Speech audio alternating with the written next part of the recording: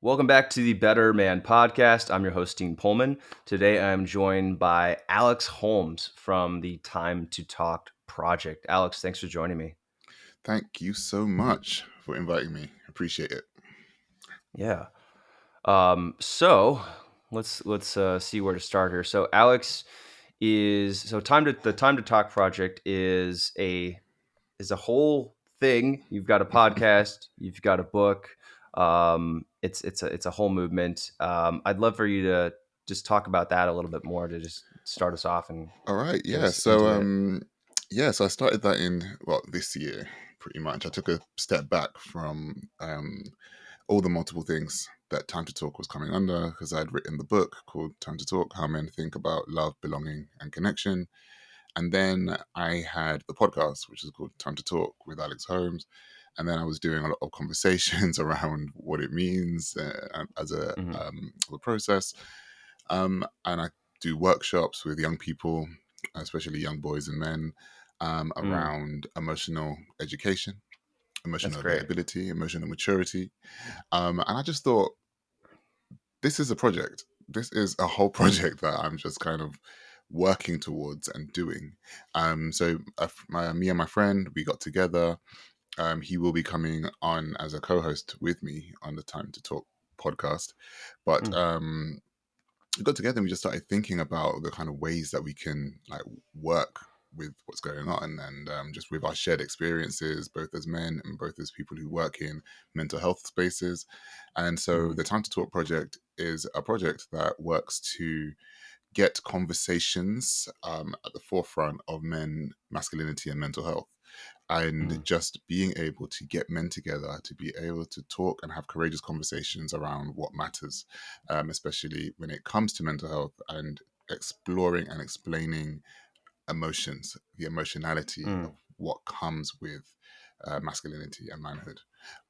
mhm, It's very, to be a man today is a very lonely process. It's a very lonely experience, mhm, and it could also be argued that it has always been designed to be that way, because of individualism, and you're meant to go be your own man, you're meant to go your own way, you're meant to do all these things mhm, that create isolation, disconnection, loneliness, lack of belonging, and mhm, all the stuff that I have experienced myself as somebody socialized into this culture mhm, in the West, but also just things that I've observed from my father, from my grandfather, from my uncles, from my great uncles, from my cousins, and friends as well. But just trying to understand that we've got all these connections, we've got all these people around us, yet the suicide rates are going up and they're high. mhm, The the rates of gender-based violence against women and girls and children are prevailing. The mhm, substance abuse, alcohol abuse, drug abuse, sex mhm, abuse, all of this stuff is happening. Negative portrayals of body image, all of this stuff is going on with mhm, men, and it just persistently looks like a a just a very lonely and disconnected and really challenging place to be right now. mhm. So yeah, S- so So I'd like to ask you a little bit more about kind of this idea of a mental health crisis for men because I think I think a lot of men don't realize that that's where we are right now. And I'd like you, if you could, just to give a, you talked about it already, but if there's a few statistics or a few realities that help us understand why men are facing a mental health crisis today. um, various reasons, and a lot of the reasons stem from socialization. It Hmm. stems from the perceived ideas and norms about who men are supposed to be and where they are supposed to stand in society. Hmm. Um, I think once we start to explore the history of masculinity and where it's come from and the kind of masculinity that we have today, we could be we can become quite aware of the fact that a lot when it comes to men, it's very hard for men to shift into change and to move into it in a direction that is quote unquote progressive and is quite Mhm. different to the masculinity that we know. Um, and it's been designed that way. And as I mentioned earlier, it's just about the challenges come when men are still feeling it's challenging to speak about what's going on with them. They still feel it's less manly to be able to cry when something is happening with them Mhm. intensely.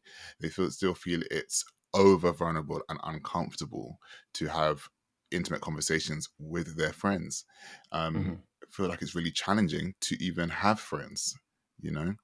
Mhm. And what I was finding when I was writing the book was that when we, when a lot of men, go into their marriages, typically heterosexual men go into their marriages, they tend to cut off any of the extra familial relationships. So there's this whole culture Mm. of, bro, we're losing you. We're losing you. You're now the family man. You're now with the wife. You're away from us now. You've kind of decided that you're going to leave the friendship group because you're going Mm. to get married, and that's your thing. And that's of a very particular generation. But Mm. and that seems to be a very common thing. And then you become so absorbed. You can tell me if this is true in your experience. Mhm. You become so absorbed with the family. You're building the family. You're looking after the house. You're looking after the wife. You're looking after the kids, Mhm. and everything becomes about that nucleus. And Mhm. then when do you get the opportunity to step out and say, I'm going to go and just hang with my friends? I'm going to go and just be Mhm. with my community of guys that who may be single, who may be married, who may be divorced, who may be widowed, Mhm. who may be whatever. But when I'm gonna get the opportunity to do that, and Yeah. so then yes, I found that that was really something about maintaining and creating those social connections because Yeah. when it becomes this thing of just I'm at home, I'm looking after my kid, I'm at work, looking after work, Yeah. and then I've got my work friends, or even if you're running a business, you're Mhm. trying to build that so that you can survive the rest of Right, winter. right. And Mhm. so there's all of this stuff, and then also another thing I found just additionally was that Well, um, I'd love to speak to that if you don't mind. just yeah. I just want to just add just Yeah. the last little bit was that Yeah. that you may be able to add on to is that what if there when it comes to the wives in the relationship, I want to ask you, do you believe that women hold the emotional relationships of the family? Is it them that Mm. gets the grandparents together? Is it them that brings the cousins over? Is it them that brings the godparents and the godchildren and the X, Y, and Mhm. Z when it comes to a party? Let me know. So, yeah, I'd love to speak to the first part of that. I have definitely noticed that, once we became a family, also, especially once we had the kid and once we realized the differences between parents and non-parents. Also, add on to that the pandemic and not knowing, what was safe and what wasn't, especially as that was starting. And the fear of infecting a small infant with um, a disease. Yeah, we definitely spent a lot more time together, and we didn't venture out at all, really. And I have actually spent the last, once things started getting a little bit better, and we had our periods of, we had our periods of right after getting vaccinated, and then also periods of where it's just not surging. So we had opportunities where we did start to be a bit more social, but we are still working on that, and we definitely have differing ideas. About what we should do with our time on the weekends. Mm, I'm kind of the opinion that we should have our individual time. Like we should go out and hang. I should go out and hang out with my friends sometimes. Go get coffee with a bro, or I still play lacrosse on the weekends. So I'd like to go out and play lacrosse, and that's my me time. That's also that's play. It's a great opportunity to getting into flow and not worrying about things. It's fun, it's physical, it's athletic. um, you get to hit people in a sanctioned activity, or yeah. a minimally violent sanctioned activity, whatever you want to call it. And my wife, I think, is much more about, okay, let's get the family together. Let's make sure that we're doing things together. Even if I want you here a lot. So we definitely have differing opinions about that, and we're kind of still figuring out what that looks like. So that's definitely something to consider. And to the second point about the wife being the emotional kind of a um what am I the emotional facilitator, so to Holding the speak. emotional relationships. Yeah. Yeah, so she yeah. And that's I think a lot of that is because she doesn't have as much family as I do. So Okay. she's her mom unfortunately passed away from lung cancer in 2018. Her dad is back and forth between here and Iran a lot. He's from Iran originally, moved here when he was 18, and her sister lives in Houston. She comes up about once a month. Um, but yeah, I definitely find that she is the one doing more of the conversations, and I think part of that's because I've just subconsciously, when I was younger, that was just me. I was just kind of like my island of a self, and I didn't interact with people as much. And I have to, but I have to, I noticed that I have to really try Mm. to interact. It doesn't come as naturally to me as other people. And a lot of, and sometimes I think I come off weird because I'm like, I'm just going to ask you a question because I'm Yeah. like, this is what I want to know right now. Um, Yeah. and sometimes Marissa's like, Dean, that's weird. You can't do that. She'll have to like, or I have this weird sense of humor, where she'll have to like say like, he's joking. Don't worry about him. Um, so yeah, I mean, you're hitting on all the points so far. That's very interesting. I was very similar growing up. I was Mhm. very much I went from a very like jubilant, happy-go-lucky boy. And I went into a space where I was very solitary, isolated, very cold, standoffish, and stoic. Like I Yeah. just focused on me. I was just like, oh, I'm not gonna show Mhm. anything. But I was And were you I had were a you rewarded for that? um Like, did people I say wouldn't like, "Oh, he's like," yeah, I wouldn't say they would give me words like, oh, he's strong, like he's but not like he's a man, like, because mm, obviously they look at me and like, well, yeah, but it would be more like, um you can handle it, you okay, can handle it. We don't need to worry about you.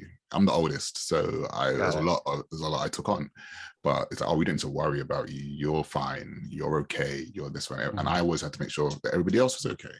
Hmm. Very much a nurturer. Very much look after my siblings, look after my parents, and whatnot. Hmm. Care about people deeply. Had a huge emotional kind of internal world, but on the outside, nothing could affect me. Hmm. I took, people would throw insults or jokes or jibes or whatever, and I would just kind of just absorb it, because in my socialization, to respond to that, with something that was either an insult back to them, or if to respond to it with anger, or to respond to it with a joke that was quite like sharp, or to respond to it was quite um unseemly. It was very Mm, much like, oh, don't do that, like you're somebody that can mm, take it, so if you can take it, then just absorb it and it's fine. But over time, that wore away, that wore very thin, yeah. for me. And I feel like when it comes to men, there's very few options that you have in these situations. You can, and it all depends on it can depend on your upbringing, your place of birth, like when I say place of birth, your birth order of siblings, Okay. and your role in the family generally. Um, and Yeah, like And it's very strange.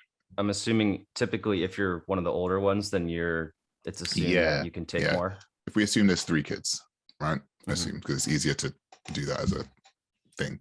If you've got the older sibling who then takes on automatically becomes the mature sibling child, typically. Um, Quite sacrificial, does the stuff, shows up, like gets people together, Hmm. organizes the ones below. Then you have the middle child who is pretty much works as an in-between. So they kind of an in-between personality. So it's like, sometimes they're the joker, sometimes they're the one that goes kind of unseen. So in order to be heard, they will throw a joke, they'll throw this, they will probably act out, they'll probably be a bit more misbehaved, they'll probably be doing all these other things. And the younger child tends to have the more freedom to do whatever, because they're the youngest. By then the parents have done it twice, and so you're like, this is just, I don't want to have to do what I did with the first one again, and the second one the reins lessened, and Yeah. essentially it's like the older two look after the younger two generally. And it's so that's typically how it goes, and that stuff does form your personality. It forms your role in the world. And a lot of older siblings end up going on to be entrepreneurs, or go to head first into a career. Or because when you're the first to do stuff, I was the first to go to secondary school, first to go to university, first to get a graduate job, first to travel, first to do X, Y, and Z. They kind of live up to that role and that expectation. But then you have to add in the added different things, that cultural differences. So what happens in a Caribbean family might be different in a European family, which might be different in a Jewish family, and so it's all very different. But it's a wide generalization. All depends, like in a typical structure. That's usually how that kind of can pan out. Got it. So Well, yeah. I did want to point out. So by the way, so obviously I read the book, and I'd recommend everyone get the book. By the way, it's really good about going into these struggles that men face, and Alex does it through the lens of his own experiences, as well as with the experiences of other men, and then also with other kind of commonalities that he's noticed in his research. So it's a really good overview. It's really good. If you're new to this, would definitely recommend you get into this and look at revising some of these commonly held beliefs. But in the book, you talk about your background, as a tall Black man. And so people look at you and they're like, oh, here's a tough guy. Here's this big, strong guy. And that projection made you feel like you had to act a certain way. And I'm assuming that was a big part of how you acted, and how you felt like you were supposed to eat all of these emotions and not express them, and not express yourself. I talk about masculinity depending on where I'm speaking and who I'm speaking to in various different intersections, right? And for those people who don't know, an intersection is just when you have a core identity, where that kind of places in other identities at the same time. So you can be a man, so then that speaks to you and masculinity, but you can then be a queer man, so that speaks to you masculinity and being a man, but speaks to that in a space of sexuality. But you're also a Christian queer man, so that then speaks to your part of a Christian background, but then you're probably a Black Christian queer man. So then now you've got all these different things that are happening to you. So that's the kind of thing. So that's it. That's what I mean by intersections. But so yeah, so intersections in that way. So when I'm talking about intersections and I'm looking at like what Black masculinity looks like, and then what white masculinity looks like, and the things that white masculinity allows and the things that Black masculinity doesn't allow. So in the UK, for example, Black men are more likely to be stopped and searched by the police. They're more likely to be sectioned. And we've got something called the Mental Health Act, which means that the police can arrest you, but if they deem you to be not mentally sound, they can arrest you under the Mental Health Act, which doesn't mean that they put you in a prison cell, but they take you to the local mental health institution. But they make that judgment. So if a Black man is reacting to being harassed by the police or handled by the police, and it doesn't seem to be as rational as they deem, they can arrest you under the Mental Health Act. So then the medical institution can then take you away in that sense. And it's usually a game of choice of whether there's space in the prisons or not, sort of thing. Oh, wow.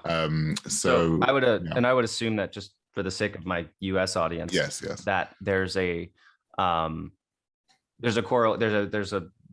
of correlations between men and masculinity in the UK and and also in race and how Hmm. that factors in, as well as in the US and probably in Canada and Western Europe. Yeah, yeah, yeah. I think because when it comes to just Western cultures in Mhm. general, I think there are similarities, especially in the English speaking Mhm. ones, because the root is pretty much England, isn't it?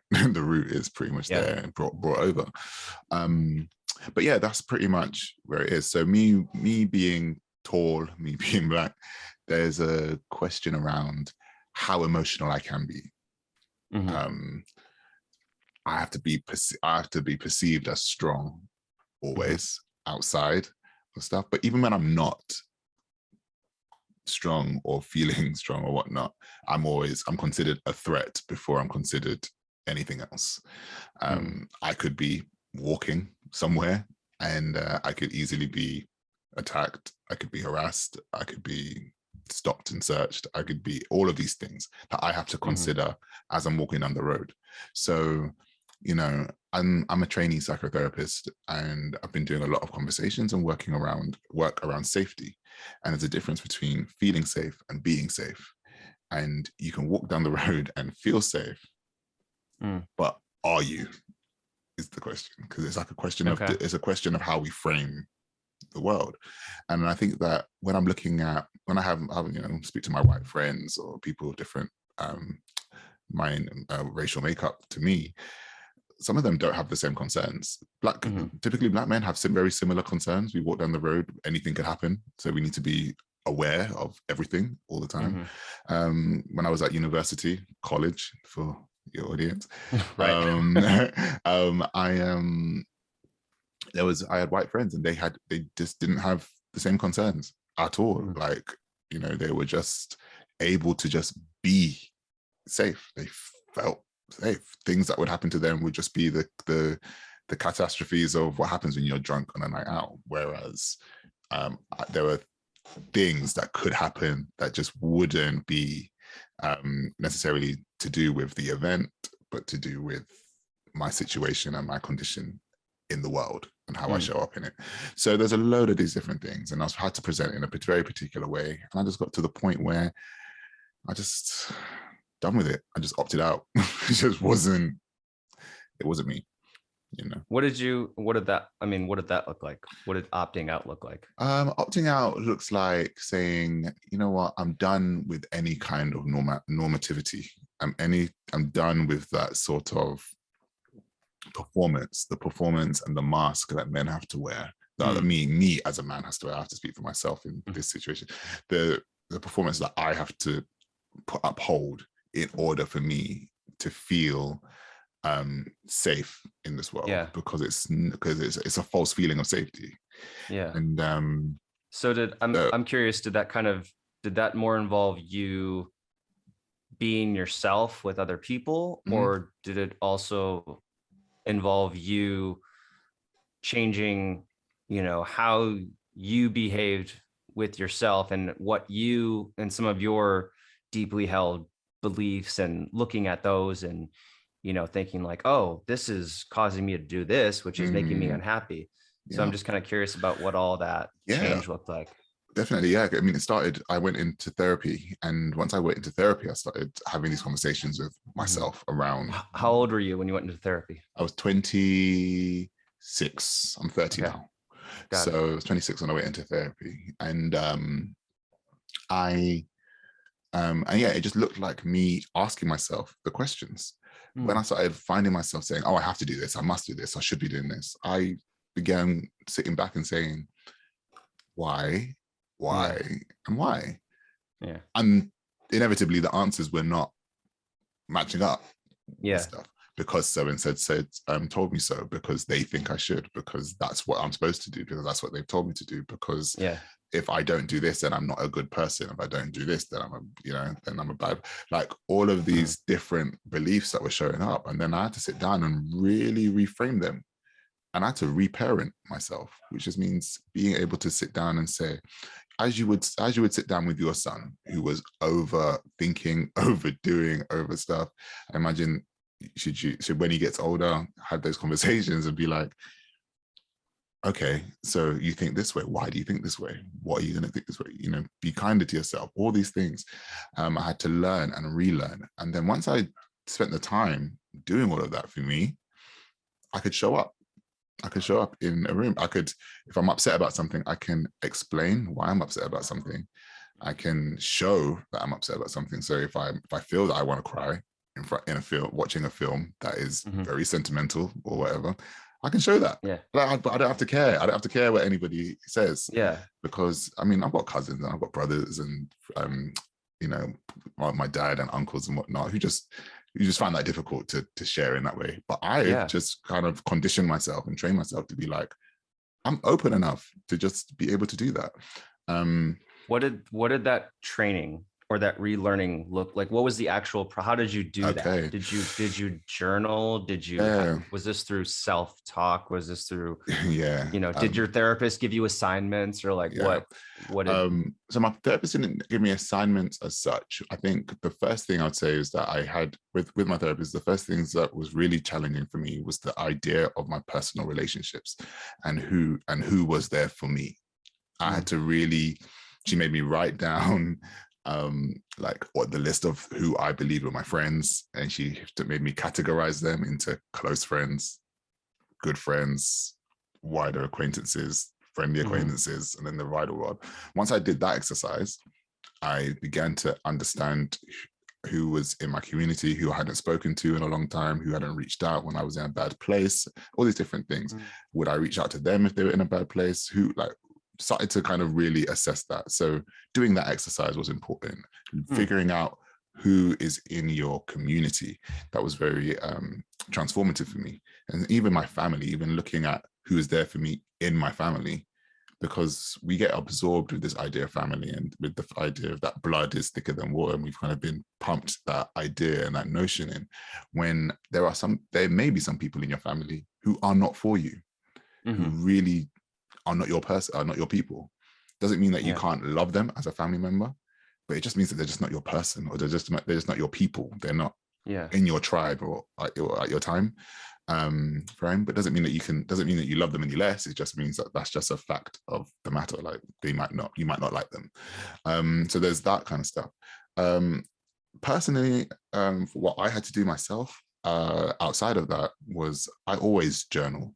I mm, always sit down and give myself moments of reflective uh, practice, just to be able to say, all right, where am I at? Where am I at? What is going on? Really? mm, Um, like, you cried today. Why were you crying? What was that? mm, What was that process of you crying looking like? What triggered it?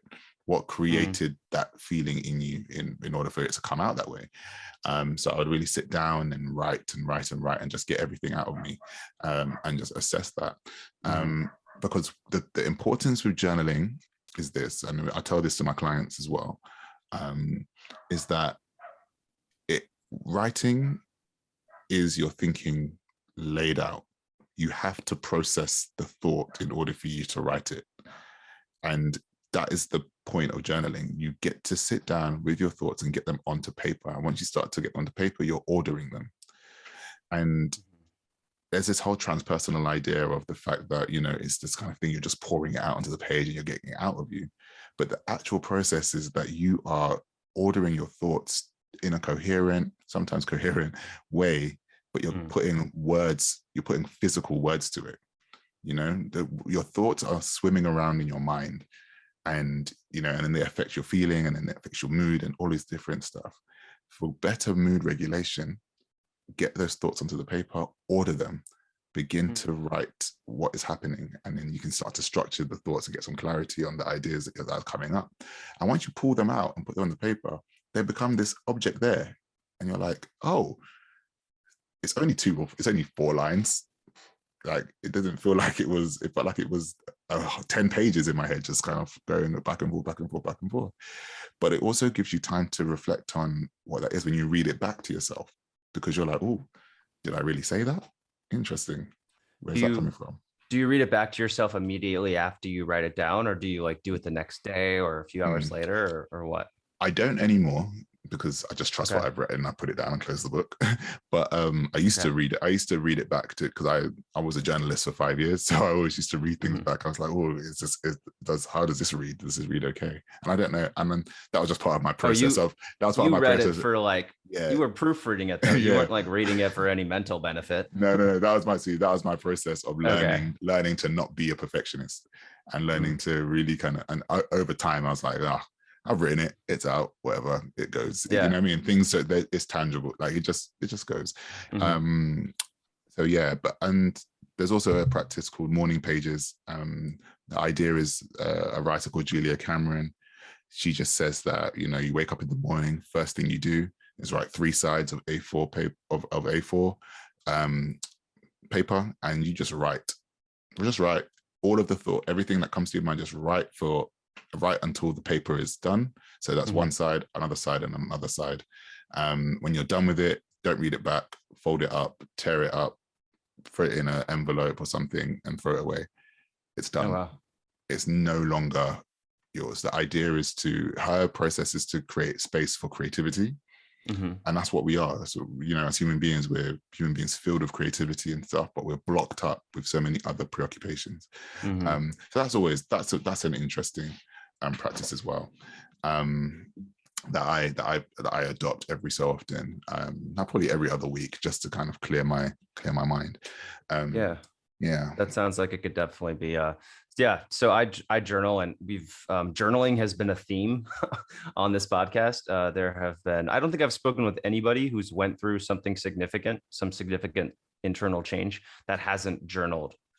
I think it's just like a universal practice. Powerful. Um, it's great. Yeah. And I know for me, sometimes my journaling does look like I'm just writing out all these thoughts so that I can free up my head. Sometimes it's me like writing about something that I'm upset about, or like a conflict that I had. And sometimes I'm like, I'm feeling pretty neutral. I'm feeling neutral to positive right now. So I'm just going to write about things that are good right now. But there's definitely not much, there's not much structure to it.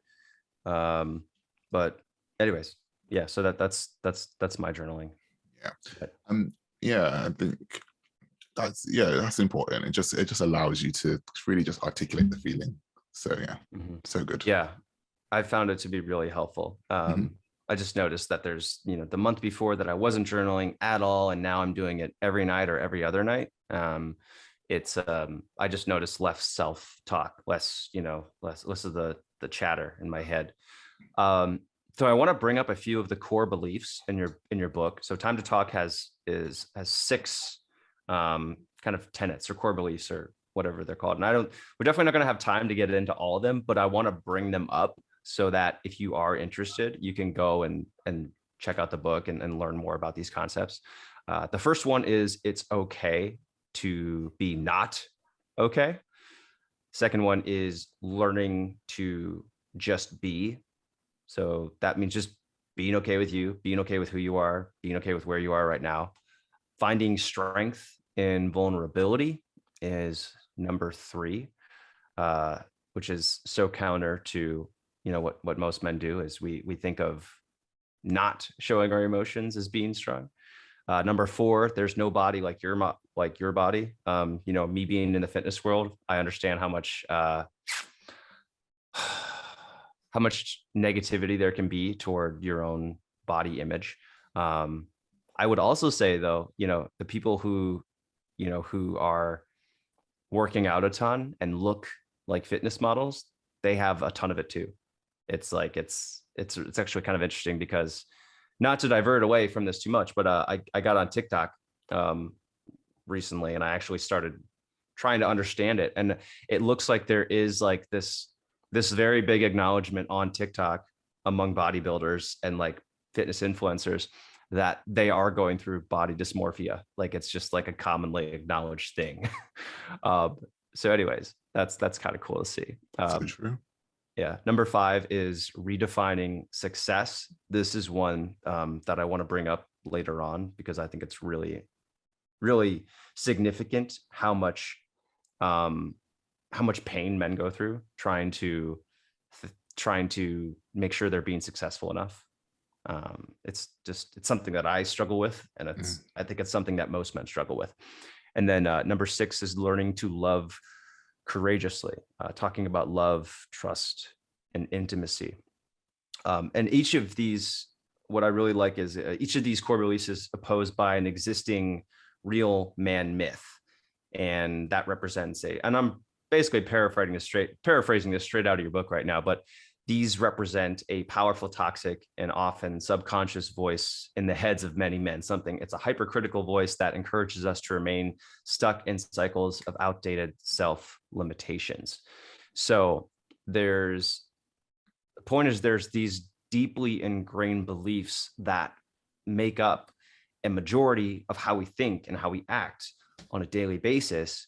And until we start to look at those and question them, then we're kind of holding ourselves back. And it's a huge goal of, a lot of these are the ideas behind the Better Man podcast, is that we can be successful, but we can also take care of ourselves at the same time. Um, so, uh, so yeah, is there anyone in particular that you'd like to go into? Not in particular. So you pick. Okay, I all spent right. hours and years. I spent months with this book. So whatever you pick, I'm okay to speak about. Well, let's talk about. All right, let's just go into the one that scares me the most. Let's go into learning to love courageously. Okay. Why does that scare you the most? Man, this isn't my therapy session.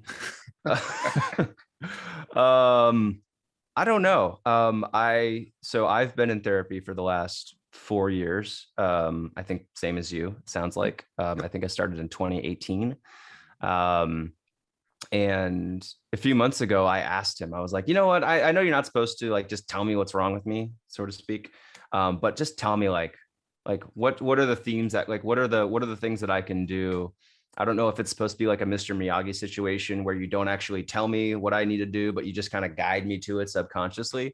But I'd like you to just tell me like what can I improve? He's like, you need to be open to love and you need to love. Mm. And I was like, ugh, that sounds hard. Because I mean, for a really long time, I kind of was brought up in this family where love was icky. It Mm. was just like you didn't express emotion. I remember writing an email to my mom when I was like 19 and saying like, yeah, I just, I need to be better about expressing my emotions. And her reply said like, we don't do that in this family. I was like, it's in writing. I'm like, oh my gosh. Like I was Yeah. fully expecting her to say like, um, I was fully expecting her to say something else. And I was like, oh, wow. Okay. So Mm. this is a problem. Um, so yeah, that's why that is jumps Yeah. out to me. But Okay. Okay. I mean, I could tell you a story. I think that when several times I went through several friendships. Generally, I think friendships for me, more than romantic relationships, friendships for me have been very, very important and very tumultuous in my life because I've always mhm, found that I don't know whether it's as men, but I found that as a me, as an Alex, I found that there are issues with deeply connecting with male friends. mhm, Not necessarily as male friends, just friends in general. I've got friends from all yeah. backgrounds and like And your different book has a big areas of section on life. this. Yeah. So in that, I was very much like I remember texting one of my female friends, like genuinely just friends, a heart once or something, and she was like, "Oh, don't be soft," and all this different stuff. And and I felt, and I laughed it off, but I felt kind of really, I felt really bad about that, mm, because I was thinking, if I can't, I'm sending that to you consciously as well, probably even subconsciously as a man to a woman, and you won't accept that I've done that. And that was really challenging for me just to sit down and think about. That was before I went to therapy, and that was before all of this. Like I'd processed a lot of other things, and she, we don't really speak as much now over the years, but I think about it, and I'm like, that was actually really uncool as mm, just as a form of rejection. And for a lot of men, rejection is really a big thing. I think for anybody it's a big thing, but I Mhm. feel like for men it's socialized that you cannot be rejected. If you're rejected, that is Mm. like your big problem, and you're not being accepted. You're not being accepted at all. Okay. So, but when it comes to love, trust, and intimacy, I feel like um men reserve that for their children to an extent. Their children, their partners, husbands and Mhm. wives, um, and that's pretty much where the buck stops. And they reserve a very specific kind of love for them, if Mm. that makes any sense. Yeah. So, but it's not necessarily it's not always a deep and engaging kind of love. You know, Mhm. it's a I'm your father, you're my child. I understand that I have this position in your life, and of course I love you, sort of thing, Mhm. rather than it being um, I love you, like for all the things that you are Mm. and all the things that you feel you're not. I love you, Mhm. and all of these, and that's the kind of level of intimacy that a lot of men, like there are some men out there who are really like that and will kind of tap into that space and really talk about that. But you see, what I found was that you see that a lot with grandparents and their grandchildren. So it's like these parents skip a generation and they're just like, yeah, Mm. my kid doesn't need any of that, but my grandkids, I give them all of the love and all of the joy and all of the everything, the part of me that, because Yeah. it's like this idea of this legacy that's left of them and they kind of want to make up for all of that time. Mm. And yeah, so I found that as men, there's this idea that we reserve and hold back love because it makes us feel uncomfortable, but it should make you feel uncomfortable. Mm. It should be a risk. It should be something that you know it goes challenged and Yeah. shifts and changes in moods, um and I even recently today I just texted two of my friends, sent them a message on WhatsApp, and I said, I don't say this enough to you, but I deeply love you. Like I Mm. love you, and I wouldn't know how to kind of like, and I'm so glad that we're sharing life like this together, Mhm. And where I fall short on that is saying that stuff to my parents.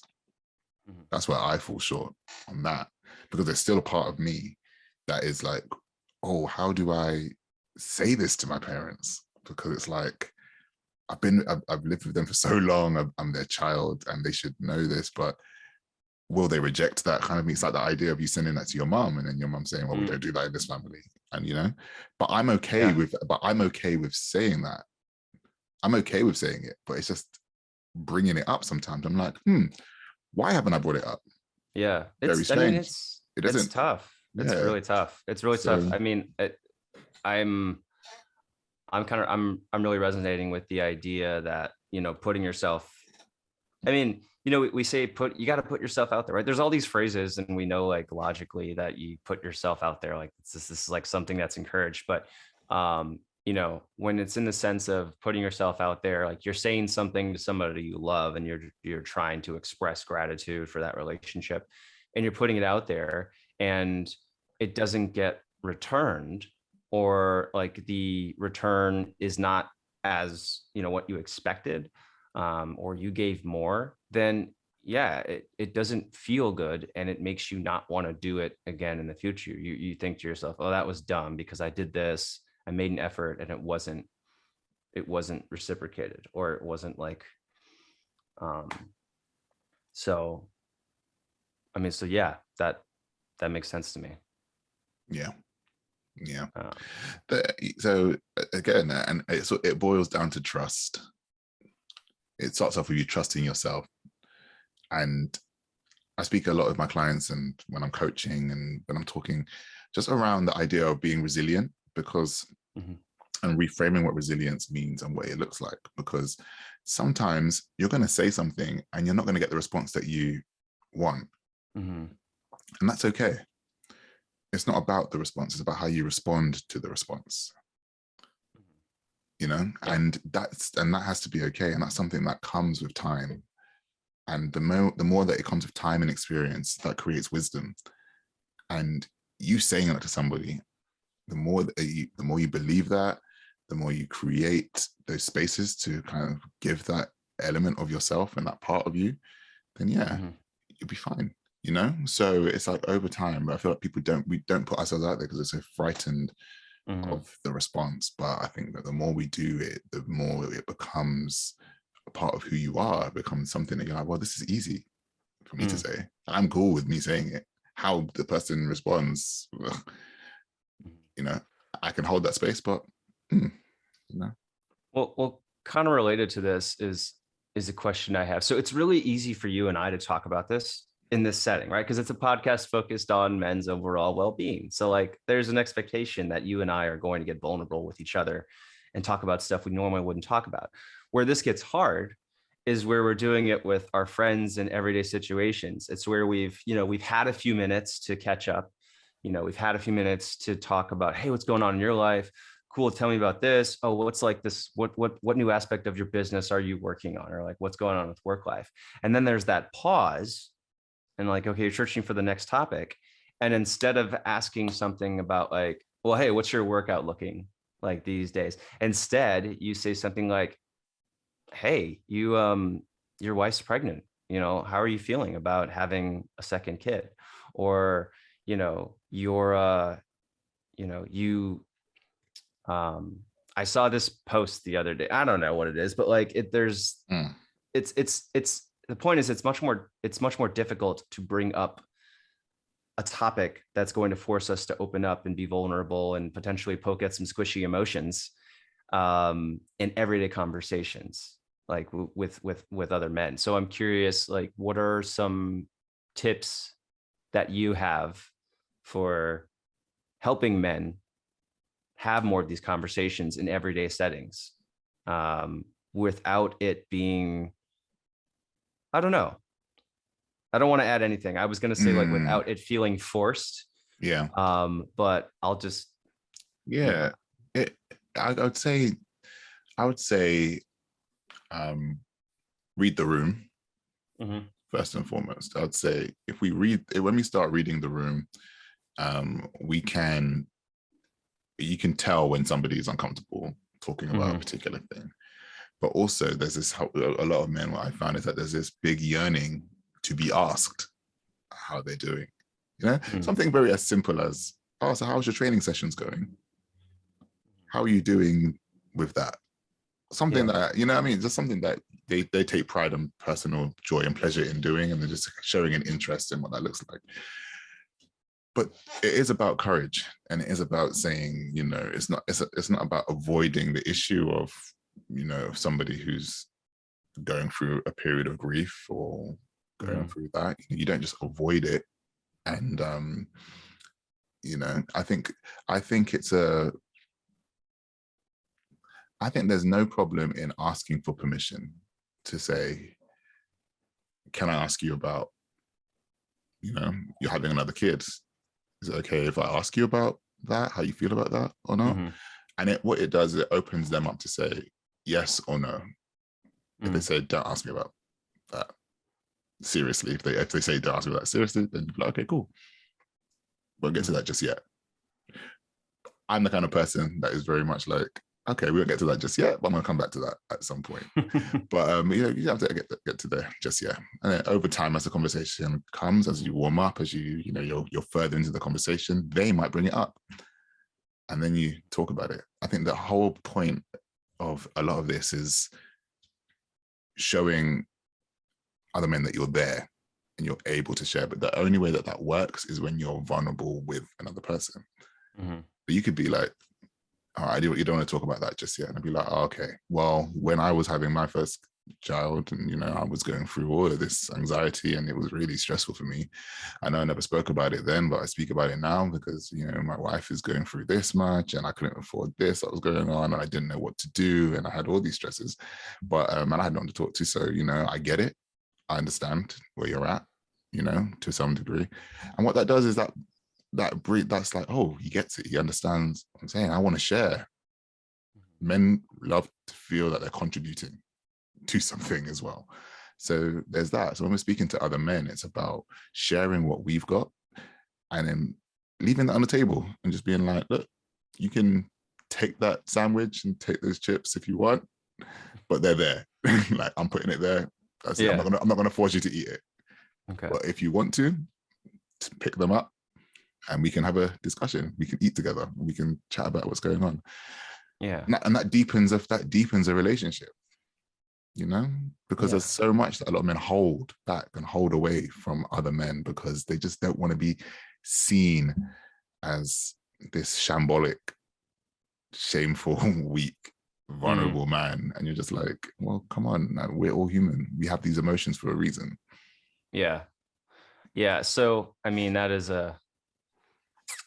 yeah, I mean, that's definitely the theme is that men don't have emotions, or they have them, but they can like compartmentalize them and they can put them out when necessary. And, you know, I mean, we all know, how men feel about emotions. I don't know if we have to, I don't Yeah. know if we have to reiterate that here. No. Um, you know, but on the other side, on the other end, I want to bring up,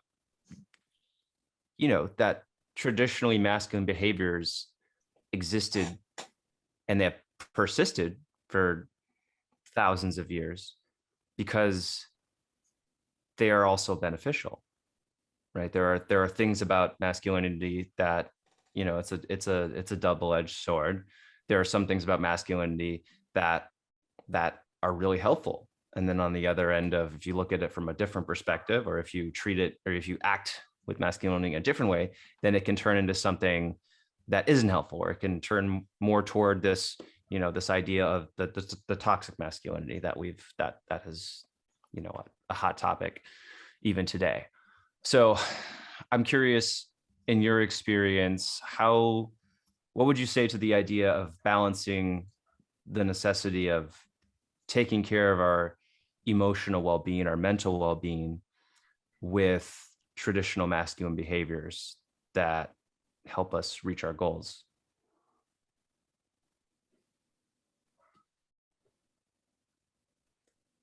So you're asking how to navigate the two. I guess I'm asking you to speak to your thoughts on the topic. Um, are there certain, because on the one hand, we don't want to be completely, we don't want to be we don't want to have masculinity with the idea that there's no emotions involved, that you do everything you're supposed to, that you do what's expected of you, that you take care of your family, you never complain, you just do all the things you need to do.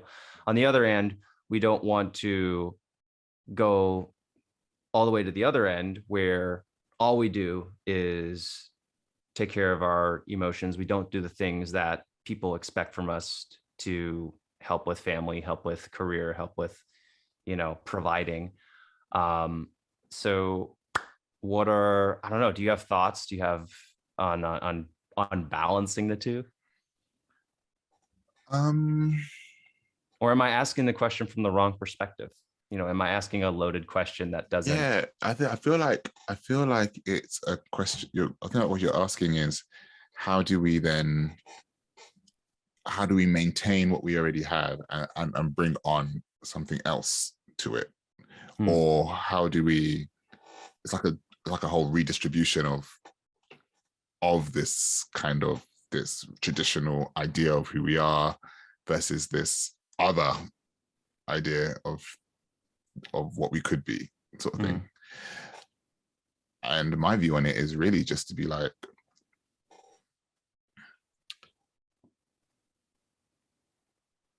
you can maintain, you can, I feel like it's one of those things where you leave what isn't useful at the door, and we're growing into a world that is a lot more collaborative and understanding of emotions and conversation and of who we are together and who we connect with, right? And I feel like we're having more of these conversations around our interpersonal relationships. So I think it's a matter of just saying to ourselves, how do we become the best possible human that we can be? And what is it that is holding me back from doing that? That is to, and when you start to look at it and thinking, is that to do with my masculinity? Is that to do with the ideas I have about being a man, about being, um, about quote unquote what masculinity is? Does that really tap into what I think about other kind of men? What does that look like for me? Because I feel like it's an adult human's responsibility, if they have a family, to look after them. I think that that is something that goes without saying. If I was to go wider than that, I would always say that it becomes a community thing. I think that communities need to look after each other a bit more. I think that communities need to feel safe with one another a lot more. It should be okay for kids to go out in the street and like the neighbor to be like, hey, are you okay? Where's your jacket? Where's your coat? Da, da, da, da. And your mum's busy. Let me look up. You know what I mean? Like, it should be okay. That should be okay for that to happen. Um, but as adult humans, I think that we need to get to a point where we can actually feel the full breadth of what it means to be that. Um, so yeah, protect your families, protect your communities, but also connect with them. You can both of you in a relationship can be protective, can be caring, and can provide and can nurture. It doesn't always it doesn't have to be one person that does that and another person that does another thing. Yeah. I think we get so closed off into these division of roles Hmm. that it limits us from doing anything else. I Yeah. feel personally. Okay. I think that answered my question. Mm. So yeah, yes, that answered my question. All right. So the last question I want to bring up before we move on to part two, the rapid fire questions, which really aren't that rapid fire. Um, when you were a journalist, so in your book, you talk about when you were a journalist, you were in these really high stress situations, and you were expected to perform at a super high level, and you were pushing yourself, and you were doing all of that while also trying to, you know, do your workout and make sure that you were looking a certain way. And you started experiencing panic attacks. You had crippling anxiety that prevented you from sleeping. And a lot of this, and a big idea behind this was that you weren't doing enough to be successful. And that's what I want to talk about. And I never really considered not feeling successful enough as a form of shame until we had a guest on the show. His name is Nate Checketts. He's the co-founder CEO of Roan Apparel. It's a company that I've worked with for a long time now. Um, and I asked him what he thought the number one challenge facing men was, and he said shame. And I didn't really think about it until I considered it from this perspective, and kind of also from the perspective of you going through the anxiety and the stress about whether or not you were doing enough. And I'm kind of curious, like, is this something that's something that most men are experiencing, or in your experience, you know, can you speak to that? Mm, absolutely. I think shame is the one thing that keeps men in the boxes that they are socialized into. Shame is the Mm, one thing that means that men can't dye their hair funny color. You know, for example, as a black man, my hair, I only really have one option when I'm born, it's black or brown, depending on who I am. As a white man, there's there's blonde, there's brown, there's black, there's red, there's ginger, there's all these other colors, right? Should I get a color that is very different to what my natural color is? There's automatically a why is he why is his hair a different color? Why is his hair a different color? If you were to just wearing if you dyed your hair blue tomorrow because you felt like wearing blue, people start looking at you and be like, isn't he a dad? Isn't he a right, isn't he married to his wife? Isn't like what's he doing? Why is he going right. through a crisis? So I think people start to judge who you are. But that's a Hmm. very basic thing. But like when we start to look at shame, we start to look at how it affects who we are as people. Just to say, I am not man enough because I don't and I can't and I won't, and other people are going to judge me because I can't, I don't want to live up, or I'm not doing what is the normal thing, which is why it goes back to what I said about opting out of this idea of what it means to of what it currently means to be a man, and I'm reframing and reimagining what that looks like.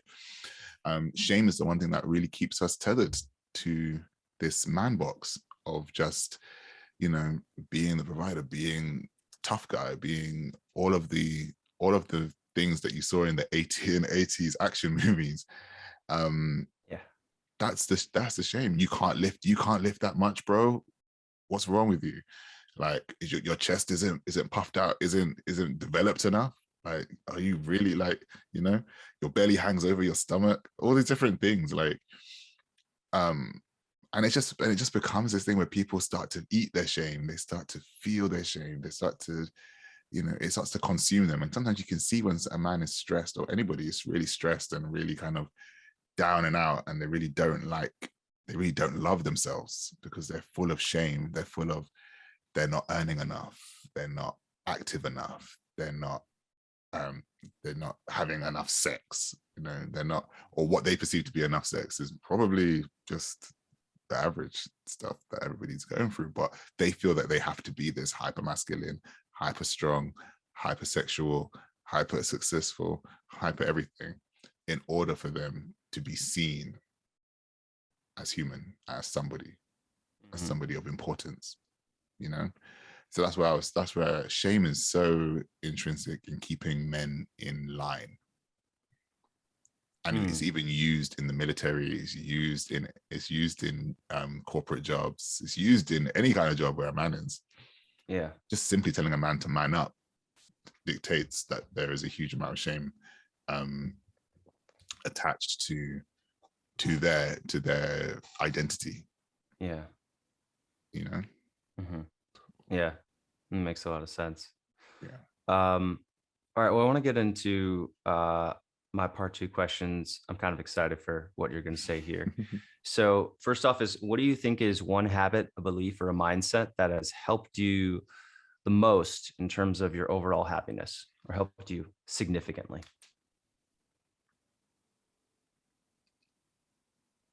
Hmm.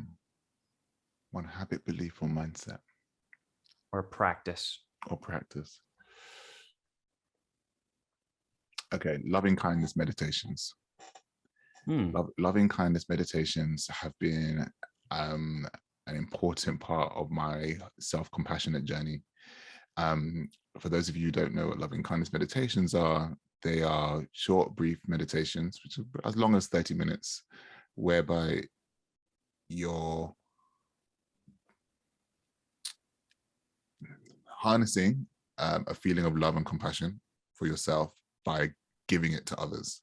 So parts of the meditations are to think of somebody who's really close to you, that you love, that you care for, and think about, and, you know, shower them with love, shower them with the affirmations. May you be happy, um, may you be safe, may you be healthy, may you be at peace, and all these other things that kind of shower them.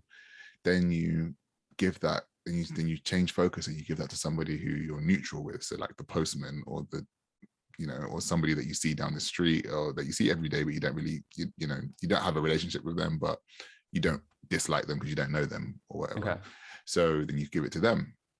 You do the exact same thing. And then you shift focus again to somebody that, you know, is a very difficult person with you, like that you have a very difficult relationship with, and you shower them with the exact same affirmation. Then you bring that back to you, Hmm.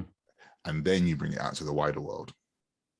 So you're actively giving yourself the opportunity to shout, to understand what it means to give love energetically, and but also Mhm. it gives you that focus, so you kind of step into the day. For I do it in the mornings.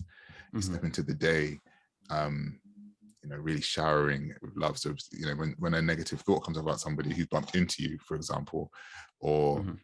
you know, or somebody who I don't know, you, somebody looks at you funny on the Yeah. tube, or on the train, sorry, not the tube, on the train or something, and they say to you, and you think about it, you're just like, you know what, may you be happy, may you be at peace, you know what I mean? Because Mm, you don't know what their story is, you don't know where they're coming from, and you know you're there to just radiate that kind of mhm. self-compassion, and you bring that back to yourself when you're really becoming really critical.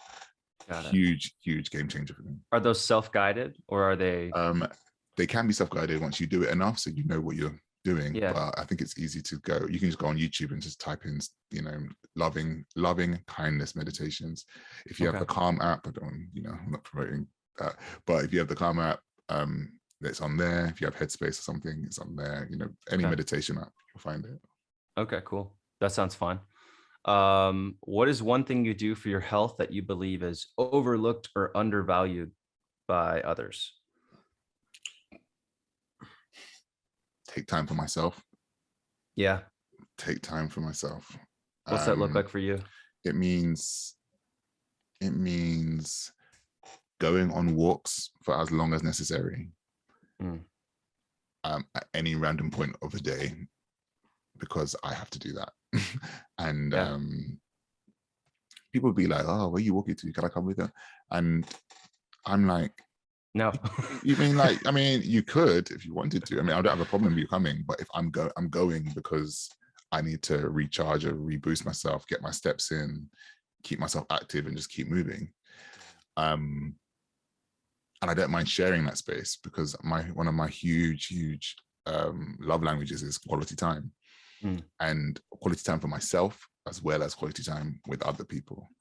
And I love doing that stuff. But when I need it for myself, I just need it for myself. And people don't really understand how I could go through these walks by myself. Because at the mm, beginning of lockdowns, at the early stages of 2020, we were walking right. together as everybody was walking together, and going out together and doing these walks together and talking and doing this Mm, stuff, which is valuable.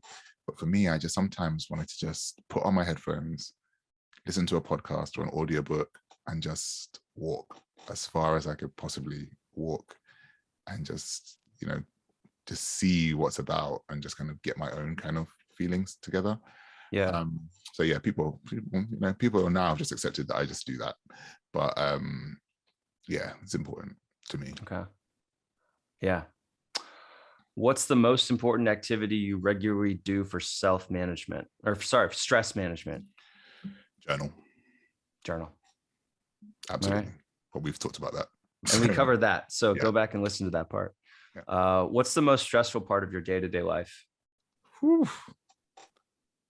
My day-to-day life is wondering whether someone's going to pay an invoice. Mm, That is a huge stress for me. okay. Um, outside of just the typical existence questions around who am I, Mm, yeah, just the most stressful part of my day-to-day life is that I'm always questioning what is next. mm, And then so I'm trying to train myself to be like, well, what is now? Where are you okay. at now? I'm anxiously focused, so I'm always worrying about what's going to happen, Okay. and I have to reframe myself, or reframe and self-talk, and really bring myself back to center sometimes, and be like, okay, well, you're here Yeah. now, you're enjoying what's going on now. Hmm. Anything that's going to happen is going to happen, Yeah. regardless of whether I'm worrying about it or not. So yeah. That's a big theme in your book that we didn't talk about here today, but on changing self-talk. Yeah. So again, definitely get the book, but there is a lot of cool stuff in the book about self-talk and changing Yeah. that. All right, big question, and you're an expert, so this better be a really cool answer. What do you think is the biggest challenge facing men in their well-being right now?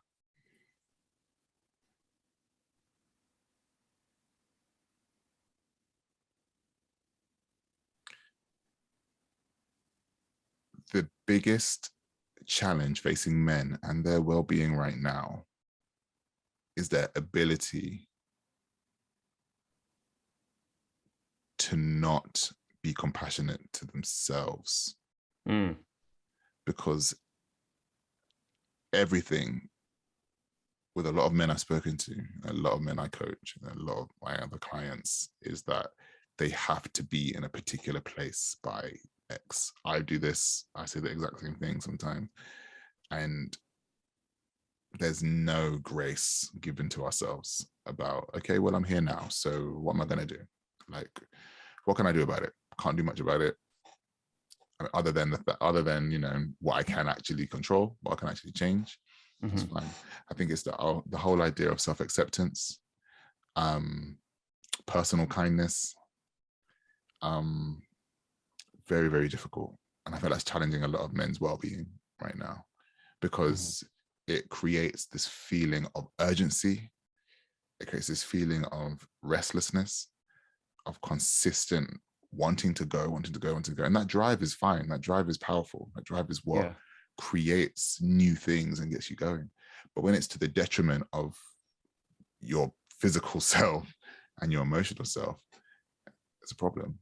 So knowing when to slow down, knowing when to be like, you know what, it's fine. We can park that for a Yeah. while, knowing when to just switch off and be present with friends, family, communities, getting out there and doing things that you would never thought you would have done before, taking a class in something that's very different, like really challenging yourself to do other things rather than living up to the ideals and ideas of other people and Hmm.